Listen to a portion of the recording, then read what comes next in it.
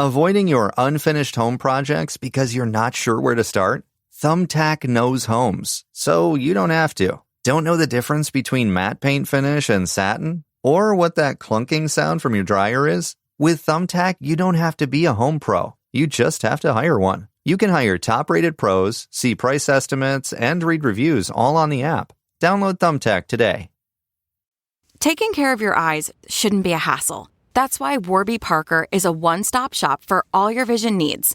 Our prescription glasses and sunglasses are expertly crafted and unexpectedly affordable. Stop by a nearby store or use our app to virtually try on frames and get personalized recommendations. Did we mention we offer eye exams and take vision insurance too? For everything you need to see, head to your nearest Warby Parker store or visit warbyparker.com today. That's warbyparker.com. And welcome to Book 101 Review. Book 101 is all about the books that I read for the last 40 years. And today I have my special guest. One of his advocacy, cooking marketing strategies like a Michelin star restaurant. No other than Mr. Merag Shahzad. Hey, Daniel. Thanks for having me. Welcome, Mr. Merag. And can you please introduce more about yourself that I miss? First of all, thanks for having me. I'm very excited because I love talking about my occupation marketing, but I also love talking about books because they have really changed my life indefinitely. And yeah, I'm born and raised in Germany, Hamburg, the northern part of Germany.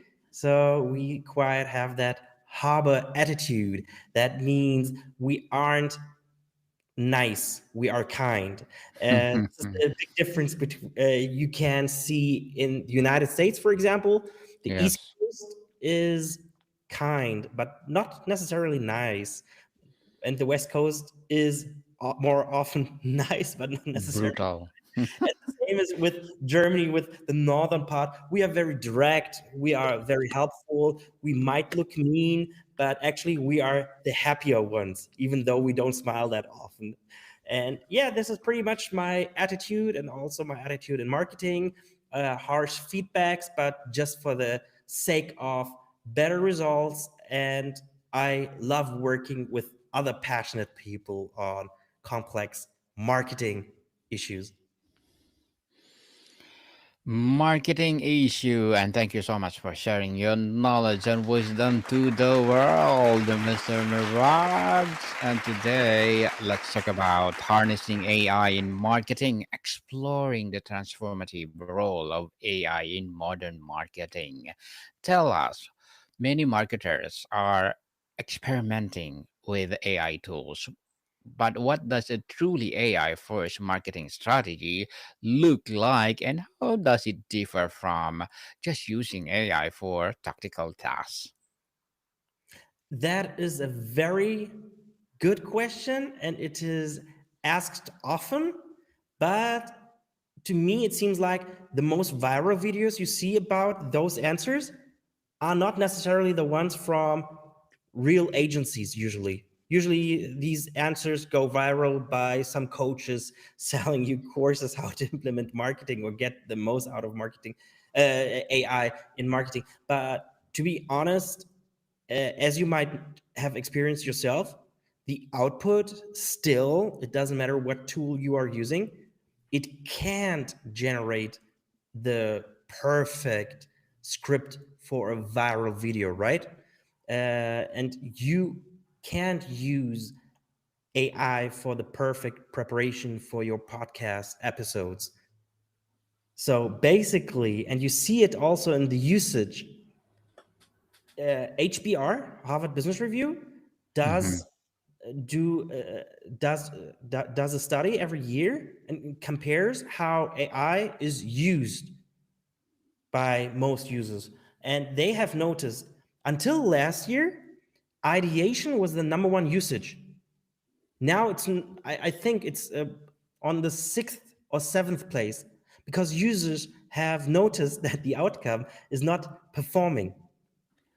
And one of my attitudes is that whatever we do in marketing needs to serve two things. First of all, it, it needs to be effective.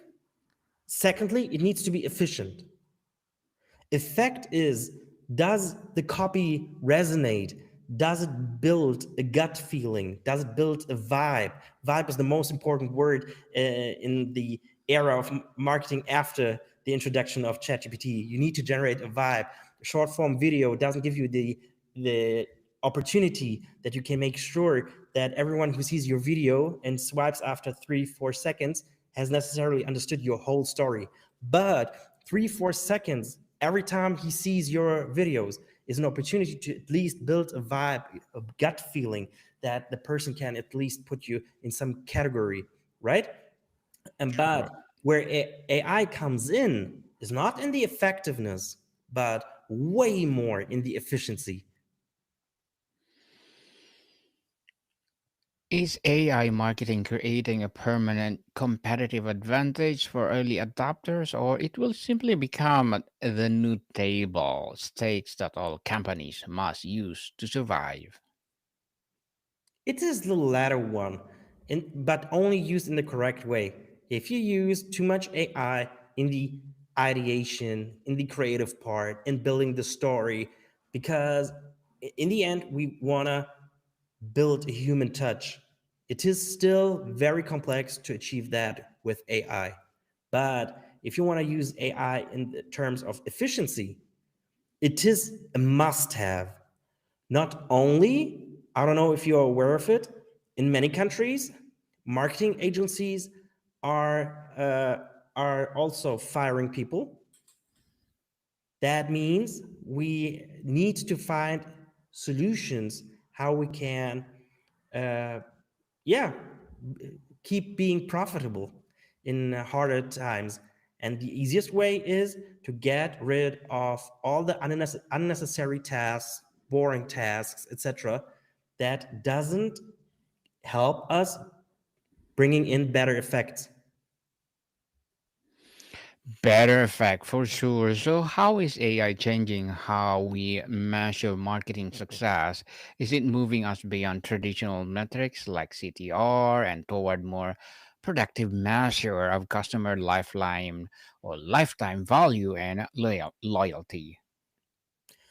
Apart from the AI industry itself, so if you are in an AI startup, apart from that, we are still in the metrics pre ChatGPT, and we still have to serve the same values and goals because the human nature hasn't shifted yet.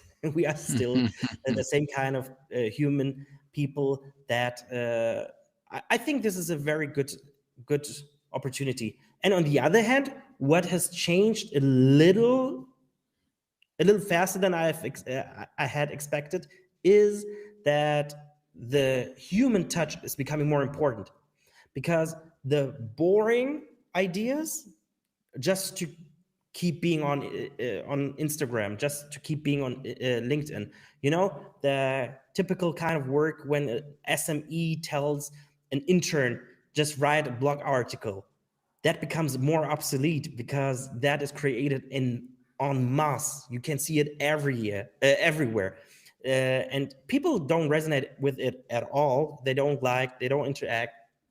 So the best way would be to become bolder than ever before in marketing and then use AI to become more efficient in reproducing and adapting your bold core messages.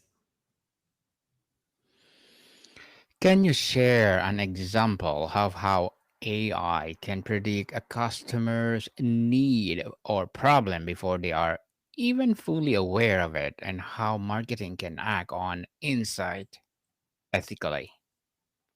Oh, that's quite challenging because it depends still on the industry. And of course, it depends on B2B and B2C. But all in all, it is about personalization. You can use AI for that because the more specifically you can target someone and the copy is targeted towards someone, the more the person will be willing to give you their contact details, right? Because you don't want to be called 7 times a day just because you were interested in a study or a white paper and you had to hand in your email or telephone number and now everyone calls you.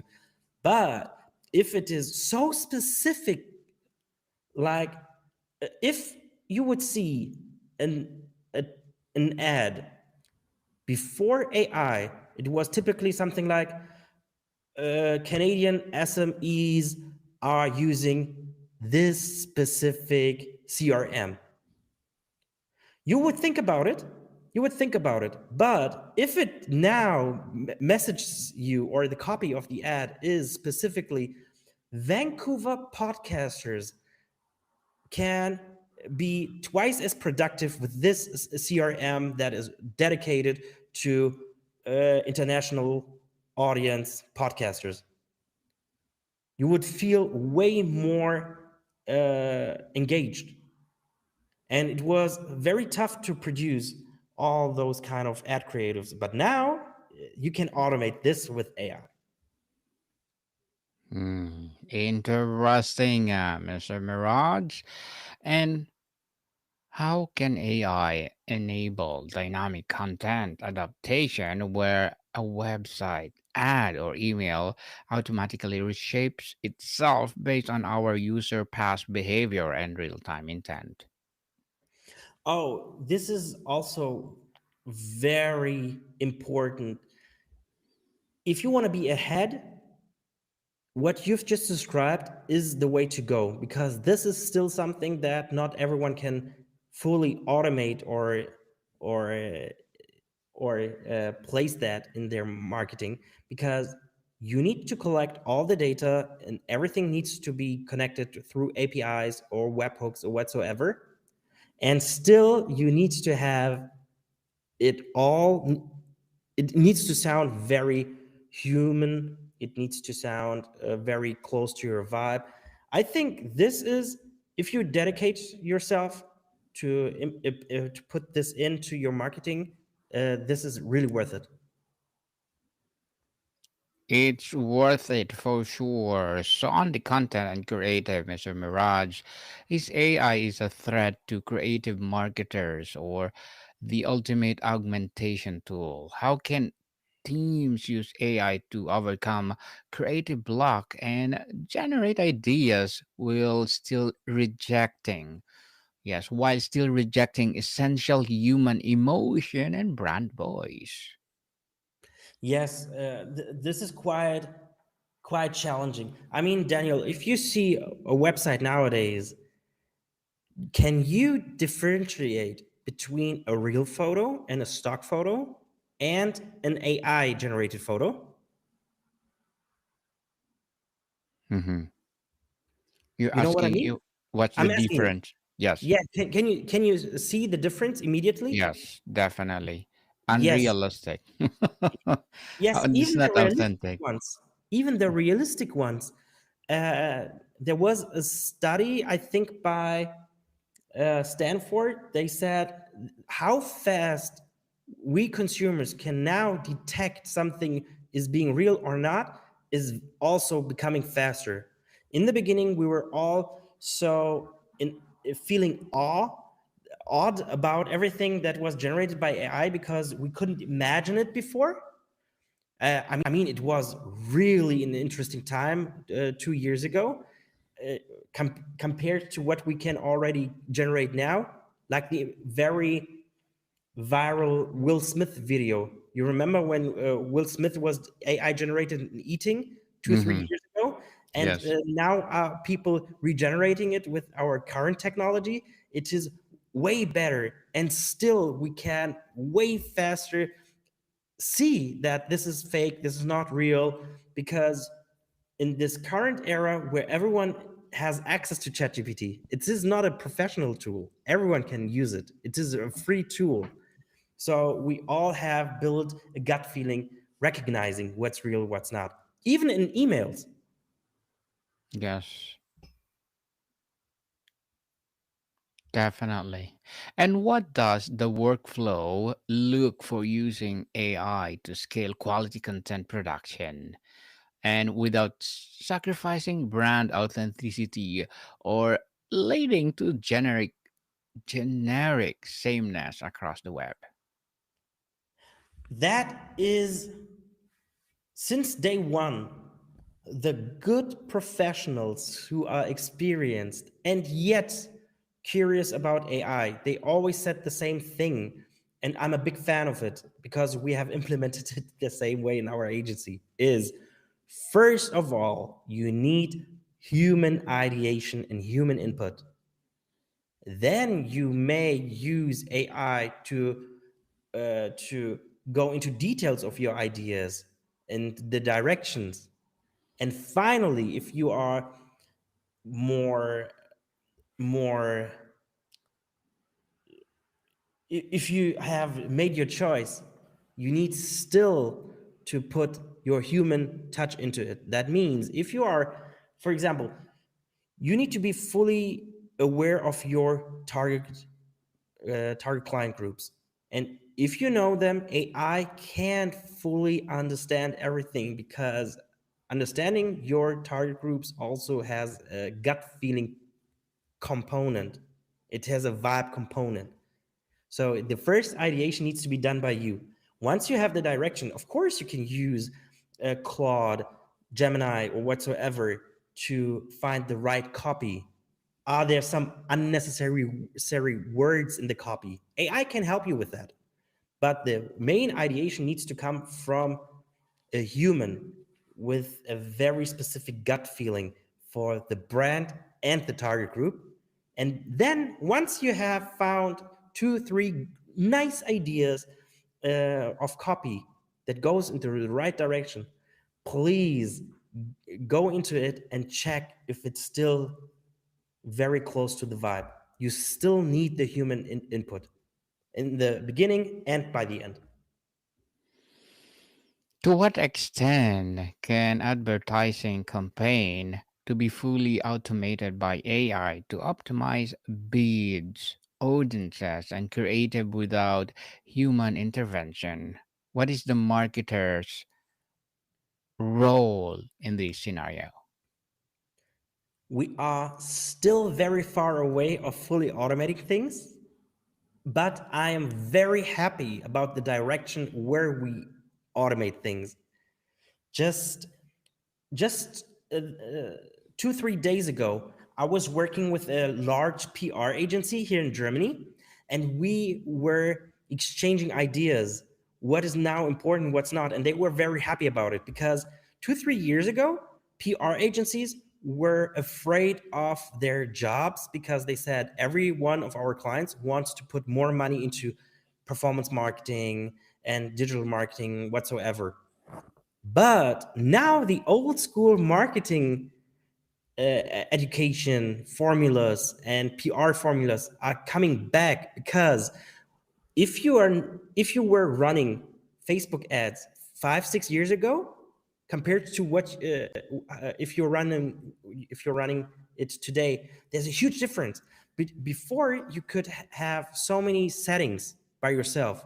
You could set up nearly everything. What is the interest? What is the occupation? How much does the person earn, etc., etc. And nowadays it is like this is the area where it needs to be served, and these are the creatives. That's it, and you leave it all to Facebook's algorithm and AI to find the right people who are interested in it. That means, Daniel, if you see that, what is the only leverage that's left for you? Is the creative. The creative becomes Creativeness, yeah, way creativity. more, yes, and the ad creatives. The video becomes more important. The image becomes more important. The copy becomes way more important, and you need to hit a vibe. You need to hit a gut feeling with every touch point you have with your potential client. That means you need to serve in your all your ad creatives. First of all, you need to be aware that one touch point isn't enough to get that client. But you can reduce the number of touch points because advertising becomes more expensive, right? If you fulfill with every creative a vibe, a message, and then make sure that the person gets the whole story, even if you don't know in what order that person sees all the ad creatives, but through all those ad creatives, the person understands what you serve, to whom, and what makes you unique. And that is a very creative thing. You can use AI if you have all your ad creatives and ask your AI, have I forgot something within my metrics? But for the ideation and for all the ad creatives, you need human input, especially someone who understands the target group very much. Mr. Mirage, as entrepreneur, what are your short-term and long-term goals? Oh, you mean me personally? Yeah, for the business itself. I love marketing. From the Hmm. depth of my heart, I love marketing. So my goal is, first of all, make good businesses the best through marketing. Because in my opinion, we nowadays have all combinations. We have bad businesses with great marketing who can leverage it, but their products are not so good. So I want to help businesses with good products, with great products, become hyper successful all over the world. That means I would love to have more clients, larger clients, so that consumers have the chance to get to know what are the good products. Because nowadays, if you don't see it on Instagram or LinkedIn, you are not aware of something better existing, right? Yes, definitely. And good luck to your goals, Mr. Mirage, and looking forward for more success. And what would be your piece of advice for those people out there who want to be like you? Oh, who wants to be like me? That is, Everybody want to be like you. I don't know. What would be your answer about that? Well, for me, if somebody will be like me, well, make sure that they have the authenticity that to be like them. Yes, yes, exactly.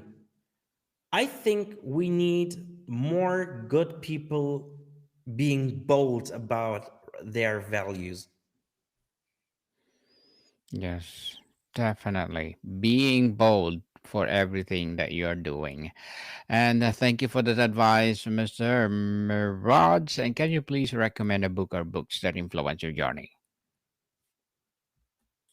Yes, definitely. I got a very nice recommendation from someone I wanted to learn Turkish from.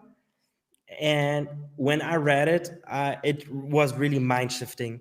Viktor Frankl, Man's Search for Meaning. I thought this would be an esoteric kind of book, like Eat, Pray, Love, go to Bali and do some meditation. But because I wasn't aware of who Viktor Frankl is, because even though he's a German speaking native from Austria, he is not. His books are not translated mostly into German because he emigrated to the United States. And when I had the copy of it, yeah, life changing, because it sets the right intention, purpose first, and the right perspectives on life. And also, what are we living for? We are living for a mission, for other people, and what we are serving, what we are good at. These are the three things we are mostly living for.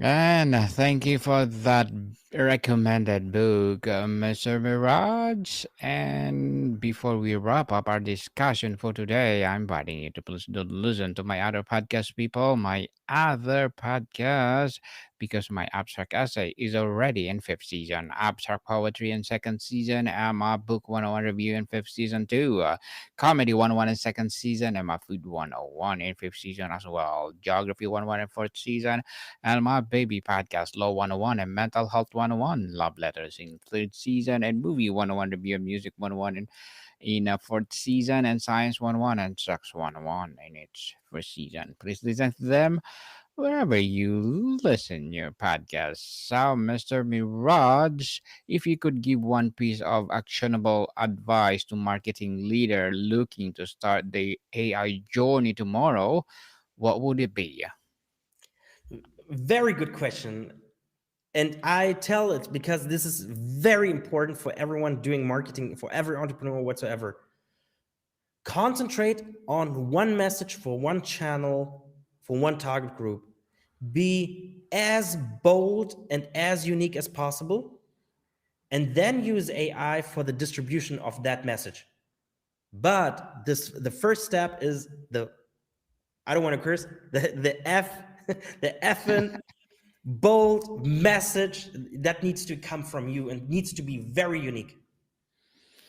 Must be unique and authentic.